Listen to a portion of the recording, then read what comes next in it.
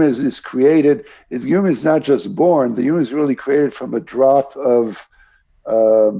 a drop of hardly anything. The sperm that's like in a little amoeba. If you think Darwinian, if you go back to like the biology.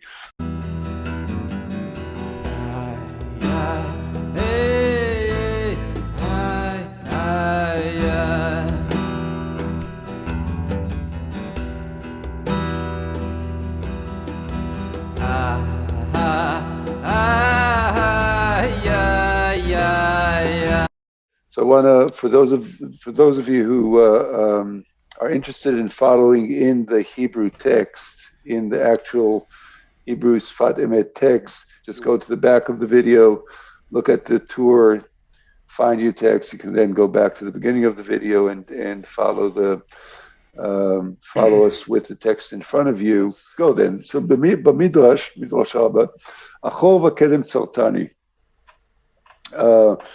First and last you have formed me, or before and after you have formed me. There's different ways to translate, to cut it, but the idea of whether, as Rabbi said, whether you've formed me in the beginning, you formed me at the end. We'll see how this plays out. Ki kol habri'ah tzricha tikkun. All of creation needs correction or improvement. Tikkun is translated in different ways, rectification, depending on context. But where I think maybe here we'll talk that as improvement or correction. Okay, so kol habri'ah tzricha tikkun. All of creation needs correction. Not only humans, not only us. That means animals. The entire world needs correction. כמאמר אשר ברא וכולי לעשות. ויברך אלוהים את יום השביעי ויקדש אותו, כי בו שבת מכל מלאכתו אשר ברא אלוהים לעשות. You're right. This is actually a verse from the beginning of Bereshis, at the creation of the world. It's talking about Shabbos, and it's actually, we say it in Kiddush, Friday night.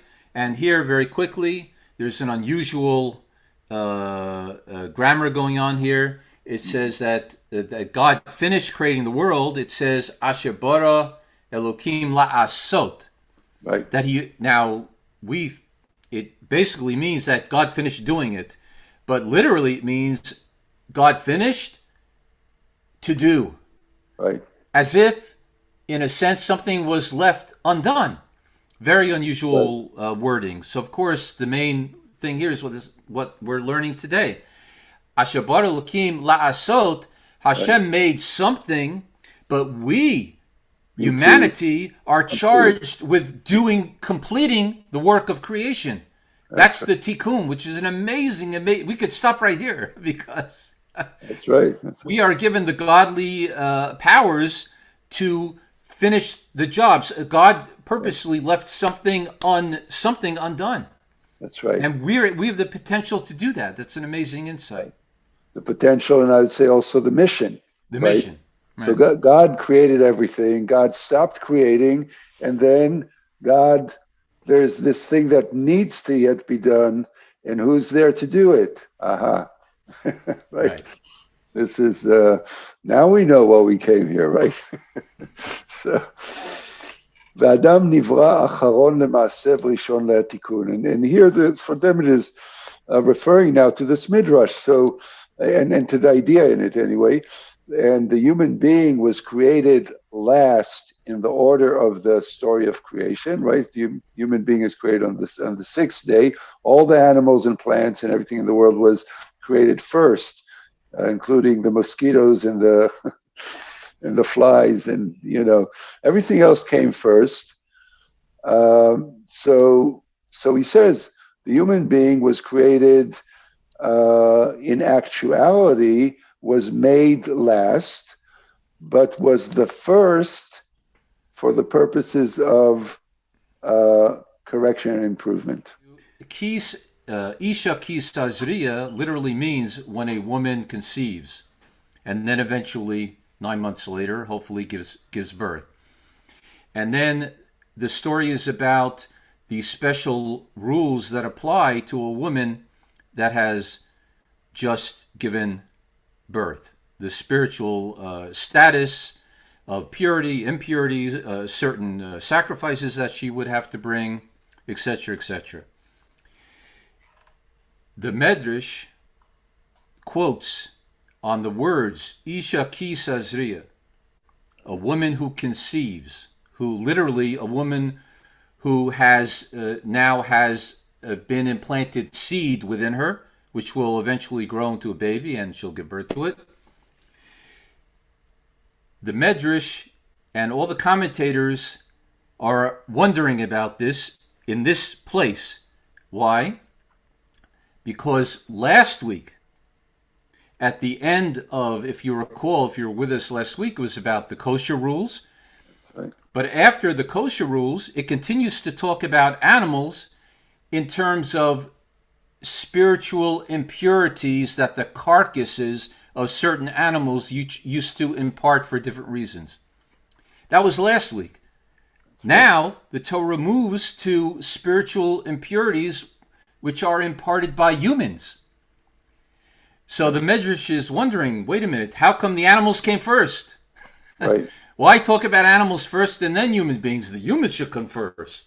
Yeah, that's right. That's right. So the Medrash says, well, hold on, the Torah is teaching us, this is on the literal level. Later, the Sefat Emet, as we'll see, we'll get into very beautiful lessons here. But just on the Pshat level, the Torah is teaching us that, and as the Medrash quotes the Psalms, Achor v'kedem sartani. Just like this, actually, literally, it means that King David is saying to God, you surrounded me from all sides with sarot, with suffering and punishment. However, the word sartani can also mean to be formed. That's right. So the Medrash says that it means last and first we were formed. In other words, just like humans were formed last after all the animals, so too the laws of the spiritual impurity regarding to humans are stated after the animals to teach us humility. That's on the surface level. על ידי האדם מתחברים הבריאה והתיקון. Because it's through the human being that all of creation is connected, is actually affected by the act of correction and improvement.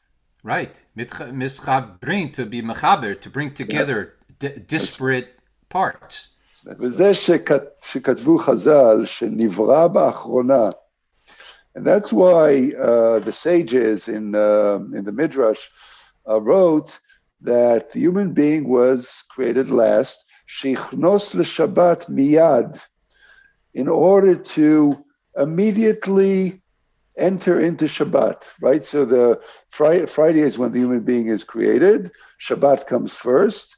So it was purposeful because immediately after the human is created, and you imagine that the first human is created on Friday, the first sunset, right, takes you right into Shabbat. The first thing that the human being does is go into Shabbat.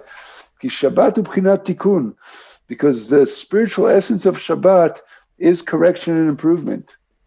Shabbat hu b'chinat tikkun. So the essence of Shabbat is tikkun. I'd say, so what I like here is that how do you know that the mission is to be perfecting the world or completing the world or improving the world, is because the essence of the first day of existence is that, or the other way around, because human being was born before Shabbat, then you know that Shabbat is, in other words, there's something about the Shabbat that is the day of essence. And what's the essence? That's the essence, to be doing the tikkun. So, and he's taking this from the Midrash. So achor, the word behind, is the aspect of the 6 days of creation, שנקראים ימי עבודה, that are called the days of work, of doing. Levarer divrei olam hazeh. And what is the work? To clarify, to sift, to organize, to sort out the words of this world, asher einam mitukanim, that which is not yet complete, not yet corrected. ועל ידי זה זוכים אחר כך לשבת. And through this work, then we merit later the Shabbat, Bechinat Kedem, which is represented in the Pasuk, Achol v'Kedem Tzartani, with the word Kedem, which is up front, in front, or first. She'olam ha'machshava v'atikun, which is the world of you could say of intellect, of planning, the spiritual world of machshava and improvement, as kanal, as was brought above. What do you want to add to that, Rabbi? No, just very. I mean, we could. It's a long topic. This idea of olam hamachshava, the idea being that although humans were created in actuality last, they were the purpose of the creation in God's thought processes, so to speak, was ultimately to have humans here to do all this stuff. So even though we were last to be created in actuality, in physicality, we were first in the divine thought. Right, with the consciousness, right, with basically with the kind of mental capacity. You know, we're first to receive you could say the property of being able to, you know, have mental capacity, consciousness, symbolic language, or language in general, nefesh memalala, right? I think the Targum says so. It's we're the speaking creature, right? So that's unique. So we were first for that. V'adam hu mavriach u'mechaber kol habriya. And thus, the human being is the sealer and the connector of all of creation. Lachen yesh bo gashmiyut hayoter mugsham. That is why the human being has the most of the physicality. V'gam ruchaniyut hayoter elyon mikol, and the most sophisticated, or it says elyon, the most elevated spirituality. The Stolen Rebbe used to say that if you see someone in the mud and you have to pick him out of the mud, you're going to have to get muddy. The idea here is, it's an amazing machshava, amazing idea here, that as human beings we are the most materialistic, the most coarse, as we can see by the way humans behave sometimes too often. The potential for evil, the potential for gross behavior. At the same time, we have the potential for the highest good, to do the greatest good for the world. Mm-hmm. And here we see why. It seems like a contradiction. Why should it be so powerful both ways? Because there has to be a relationship. Mm-hmm. If we're not related, or if we can't relate to the mugsham, to the physicality and the materiality, how can you help? How can you fix something that you have no understanding of how the thing works? So the more submerged we are in this physical world with all the frailties of the human psyche, that gives us the power to draw it out and bring it to the other extreme. Understood. I think that's what he. Yeah. No, I hear what you're saying. It's. I thought of it first as that we have the most, literally, materially, we're the most sophisticated. We have the most sophisticated hardware than all animals, in the sense that we have a brain, that I guess, but I hear what you're saying. So this is not Gashmiut just in terms of the physicality, but Gashmiut in terms of the degradation, the corruption that can bring. I mean, we can choose to let ourselves go into the most animalistic part of us, but we also choose to go into the highest spiritual and good part of us more than no other creature can make that choice. Other creatures just go on instinct, and their range is narrow, but we have a range. We can choose to be at the far end of the denseness of the materiality, and the far end of really to go beyond all that spiritually in ways animals can't. So that was beautiful. Thank you. So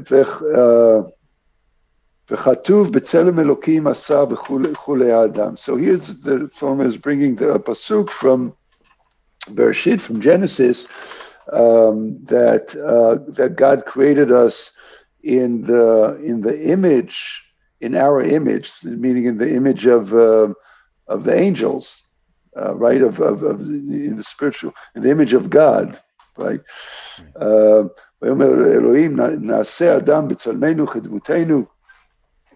Right, that is the pasuk from Genesis,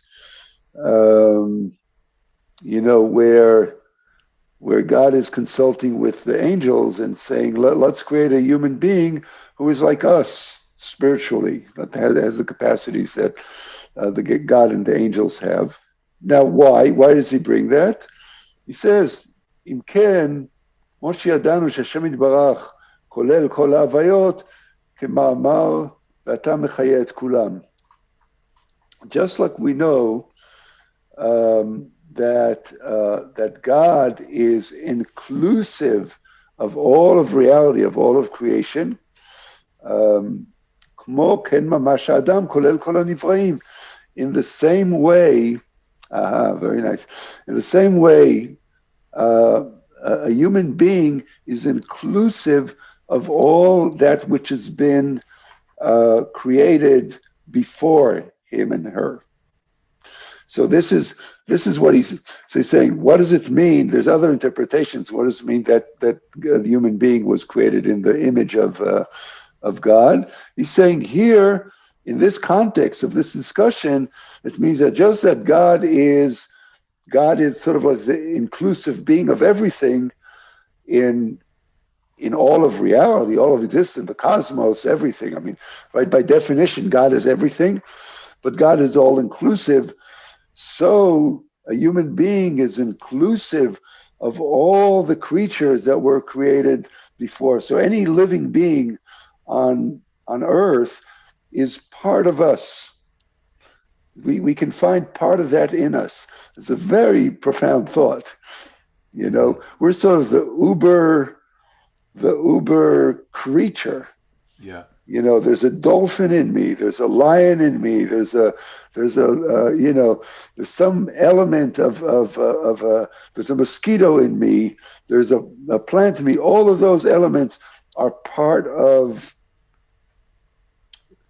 the human. We're at the top of the chain and inclusive of all of biology. Right, but this means that we have the greatest, as he said before, we have the greatest responsibility for stewardship of that. In other words, we're responsible for it because of our status as human, right, as the uber creature, as you said. I love that. Yeah. So just like God is responsible for all of creation, which we are enveloped by, right. So too, all of the physical world that we have to interact with, which is a part of it is within inside us, we're responsible to improve upon and to take care of that. כשהוא מתקן כל התלויים בו, so therefore, when the human being improves and corrects all that is dependent on him or her or included in him or her, אז זוכה למקומו המוכן לו למעלה מכולם. Then a human being can claim to his or her rightful place as the uber human, his place as the top of the chain, as it were, right? Only when we make that improvement, make that correction in the world. Lachen im zacha omrim lo, and this is where the midrash comes in. Therefore, if a person merits, then he's considered kadam. Then he's considered first. But if a person does not merit it, then the person is considered achor. In other words, achor v'kedem tzartani. So now he's getting even deeper into that verse from the Midrash, from the Tehillim, from the Psalms. So what does it mean? God, you created me last and first. So the Sefat Emet now is bringing the Midrash that says, if you do fulfill your purpose to be correcting the world, then you merit to be first. Then God, you could say, God created me first. But if you don't merit it, if you don't fulfill your purpose as a human being on this earth to correct and elevate everything that God created, then you're considered as if you came last. You're the least of them all. Right? That's what the Midrash is saying. V'gdim achor lekedim, k'divrei Rashi af torato niparsha kach. So the verse says, you created me last, first. It says, last and first you created me. So why does last come first? As Rashi says, af torato nitparsha, because not only that you came after all the creatures, but your Torah also comes after all the creatures. As Rabbi, as you explained before, the parsha last week was about the tumah that has to do, the impurities that have to do with animals and the kosher laws. And then you could say that the laws relating to the human being come after that. He's explaining, the Rashi is explaining why last week was animals and this week is human. It's all the same concept of achor v'kedem. Yeah. Always putting humans last to explain our responsibilities for Tikkun and also to make us humble is a separate reason. But there's always this dichotomy, this dual action going here. Right. First and last, first and last. פירוש שחייבים ישראל להשיג דעת התורה המוכן לתהלוכת האדם, באמת. That means that the people of Israel first need to understand or to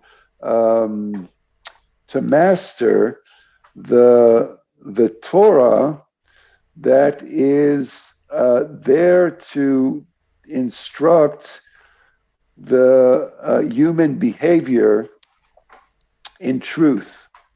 But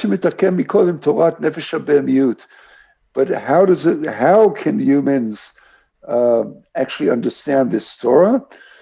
First, the first a human being needs to be correcting the animalistic part of one's psyche inside him or her, starting from the lowly. In other words, the fact that the laws for animals come first is that we need to first learn the Torah, the teaching of how to handle the animal part in us before we attempt to go any higher. I think what the Sefat Emet is saying here. How do you absolutely. See? Absolutely. Any yachol lahasik dastar. He says it's impossible. Yeah. It's not even available to us to understand the higher meanings and callings of the Torah until we get a handle on our animal selves. And the only way to do that is to turn that line around and see what came before us. Right. Now my eyes are in front of me, right? Yeah. I'm achor, in front of me, kedem are all the animals.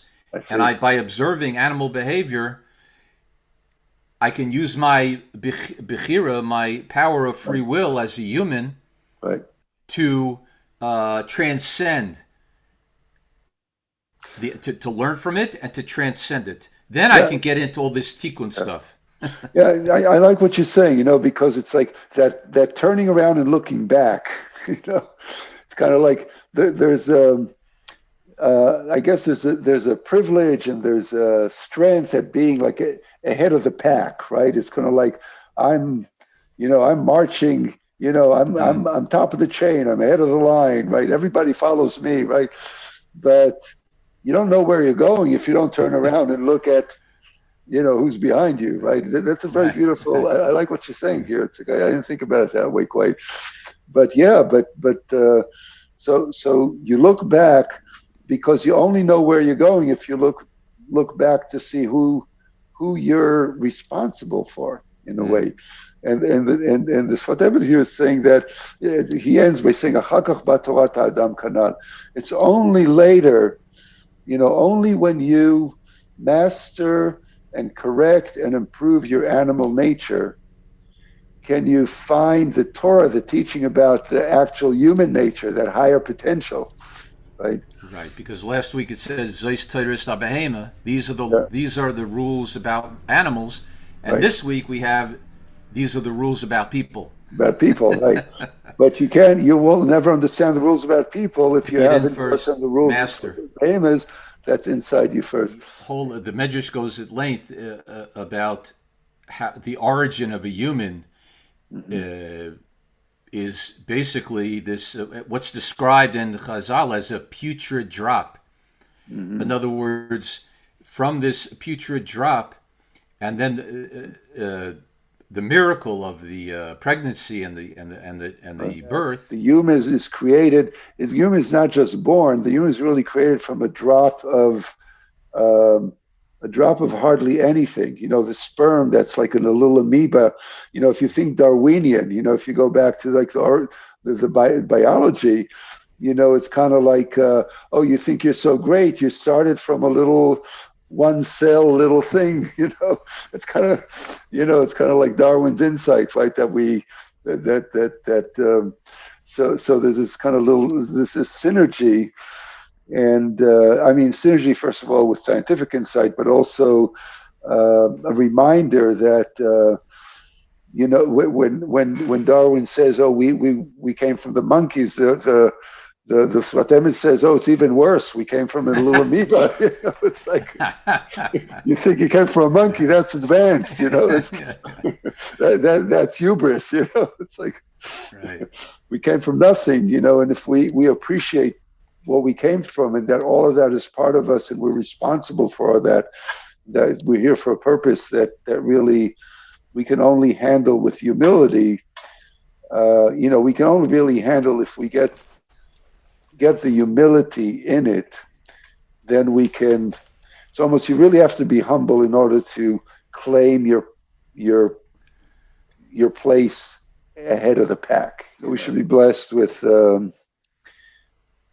Blessed with really remembering our true place. And right. The whole thing is, the mindset is, with this Torah, the mindset is, what can I do to help? I'm here to help. I am literally here to help. What can I do to help? Right. And look around myself, and wherever I find myself, in whose ever company, wherever I am, whatever I'm doing, that's the mindset. I'm here to make it. I'm here to improve something, myself, and everything that is within my reach. La la la la la la la la la la la la la la la la la.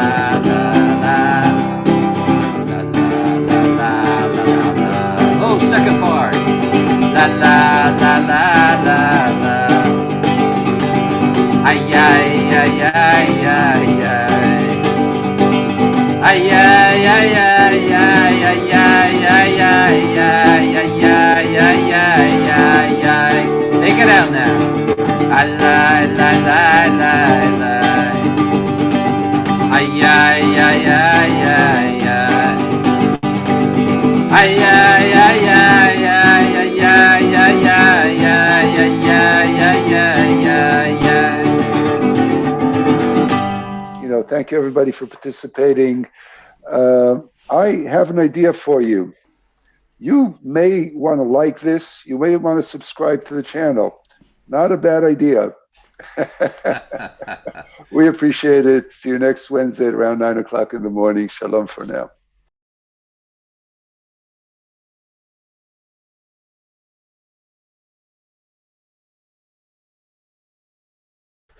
So it goes like this. You go to sefaria.org and you go to home. You click on the three horizontal lines on the top left corner. You scroll down to where it says texts and you click the box that says more. Scroll down a little more and you click on Chassidut. Gives you a lot of Chassidut text, and you scroll down to the section that is titled Other Chassidut Works. Keep scrolling down, you'll see Sefat Emet. Click on Sefat Emet. Then you click on the drop-down menu at the top of the page where it says Sefat Emet Genesis Bereshit 1. You click on that and you scroll down to Leviticus. This is the table of contents of the Sefat Emet. And once you click on the Leviticus drop-down menu, you look for Parshat Tazria. So you will click on section number 5 in Parshat Tazria, and we are reading the paragraph that is marked as number 3, paragraph number 3, and there we are.